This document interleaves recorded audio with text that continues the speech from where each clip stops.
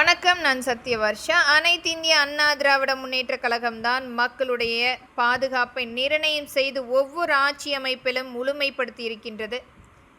அனைத்து இந்திய அண்ணா திராவிட முன்னேற்றக் கழகத்தினுடைய 2 கோடி தொண்டர்களும் இன்றைக்கு மக்களுக்காக உழைத்து கொண்டிருக்கின்றார்கள். மக்களுடைய பாதுகாப்பை நிர்ணயம் செய்யப்பட வேண்டும், மக்களுடைய தொழில் வாய்ப்பு வேலை வாய்ப்புகளை கொண்டு வரப்பட வேண்டும் என்று இன்றைக்கு முழுமையாக உழைத்து கொண்டிருக்கின்றார்கள். அனைத்து இந்திய அண்ணா திராவிட முன்னேற்றக் கழகம் ஆட்சி அமைக்கப்பட வேண்டும் என்று கூலி தொழிலாளி மக்களுடைய வேண்டுகோளாக ஒவ்வொரு கூலி தொழிலாளி மக்களுக்குரிய வேலை வாய்ப்பு நிர்ணயம், அவர்களுக்குரிய சம்பளம் நிர்ணயம், மருத்துவ காப்பீடு, விபத்து காப்பீடு, ஓய்வூதிய திட்டம் அனைத்துமே அனைத்து இந்திய அண்ணா திராவிட முன்னேற்ற கழகம் ஆட்சியில் முழுமைப்படுத்தி தரப்பட வேண்டும். அவர்களுக்குரிய ஒரு பிரத்யேக அமைப்பு அலுவலகம் ஏற்படுத்த வேண்டும். இதனால் அம்மக்களுக்குரிய முழுமையான ஒரு அடிப்படையான தேவைகள் அனைத்துமே கொண்டு வந்து சேர்க்க முடியும்.